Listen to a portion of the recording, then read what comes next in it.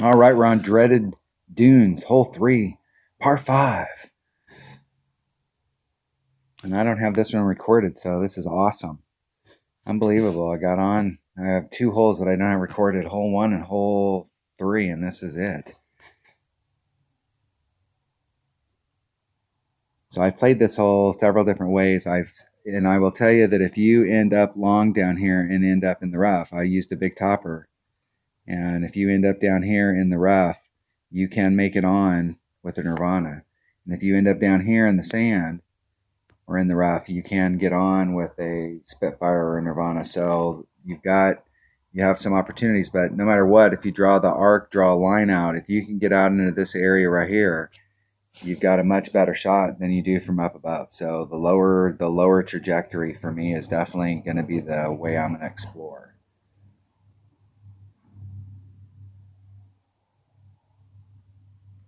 And they're just bleeding up there. I'm going to bring out, let's check out some balls here.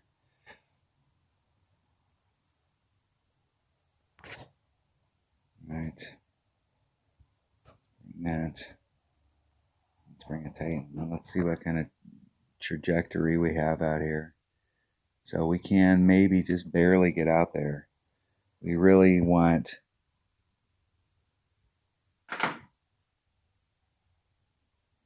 a little bit of tailwind.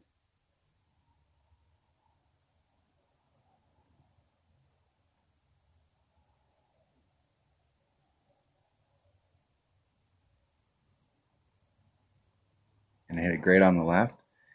I have more room on the left there. I can just barely missed it. Gotta have that little bit of you gotta have that little bit of tailwind, or you need to bring out a bigger ball. There is a spot there, but it's a pretty small spot where you're coming in at it. See how much forward movement you could get. Even if you clip it from right there, I think if you look at distance wise, like where I would be if I got all the way to the tip on the other side,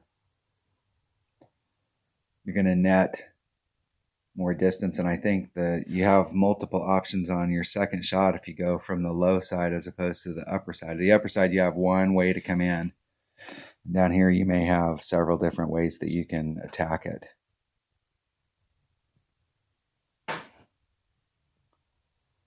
Close.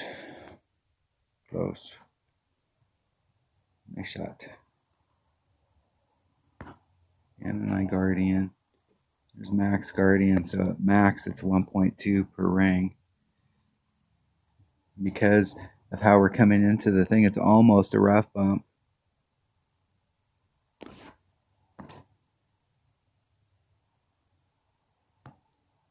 Five, 6, 1.7. There's 3, 4, 5. We go right at 3 rings.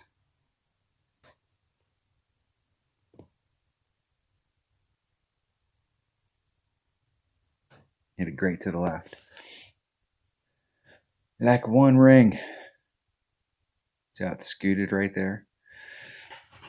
I need a little more backspin, but it's almost like doing a rough bump because you're coming down off of that hill and you're hitting it just the right angle that it's throwing the ball flat forward instead of taking a hop. I have to go back and watch that video, but what I'm trying to do here is trying to establish what driver I need, so I know like what my options are coming into the hole. So if that's the case where you're not really engaging it with backspin, that would be a better deal to bring a sniper because you have better ball guide. You can see more of where that ball is going to end up.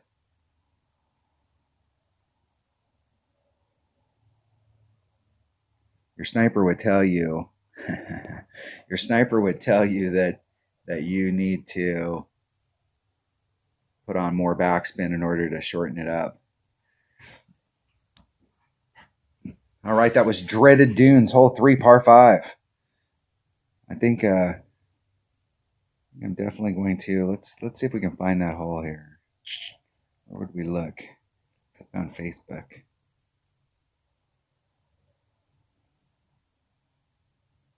Let's go to Kings of Golf. Kings of Golf.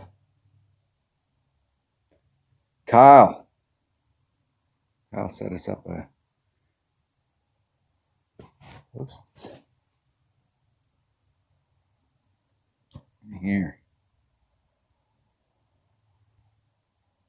There's hole number 1. There's hole number 2. There's hole number 3.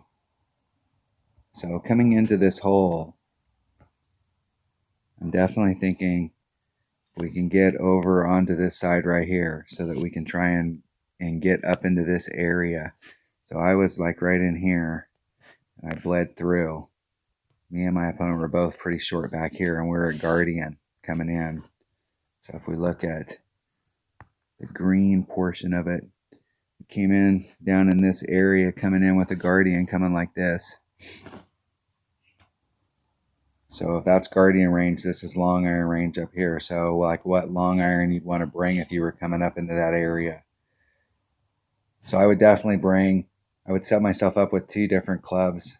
If our extra mile is the shot, because I know like if you're up in this area, I hit with a big topper, and I had like a 5-mile-an-hour wind somewhere in that neighborhood, and I left the wind in and it pushed me out, and I actually clipped out and got in the rough. So I chipped it back over to the perfect spot, and I had a big dog, and my red line was right in here.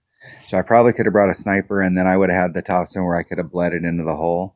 But I think from down here, you know, even if you end up in trouble down here, if you end up in trouble here, you could get on with the Nirvana. So if you draw that arc out here, you know, you may be able to recover. Even if you were over in here, you could start off in this area and bring it around. You may be able to bring it down here and bring it around. But I think you have more options down on the bottom. I'm definitely going to explore the bottom part of this because it's the shortest line.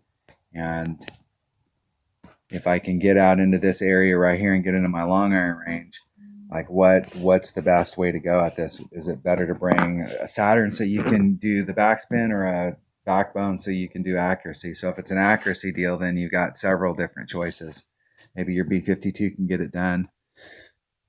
Maybe it's got what you need and the backbone doesn't. You know, I mean, you can explore that long iron shot. But right now I'm just trying to figure out what driver and ball to use.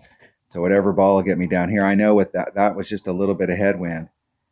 And with a 3-power ball, the area down here is so small. You can see where it's the widest. Like here is where it's the deepest. That's where I was trying to come in.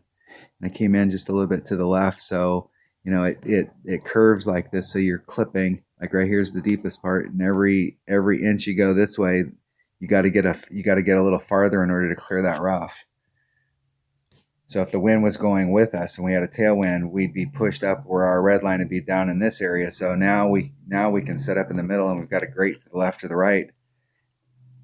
And we can get down in there.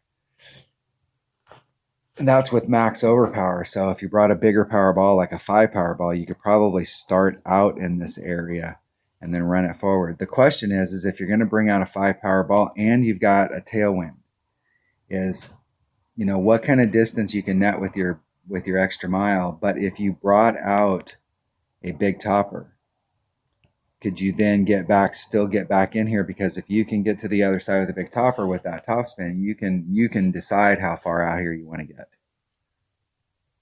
Like, you know, if like all the way up at the front is the absolute best spot, then you can figure that out with a big topper.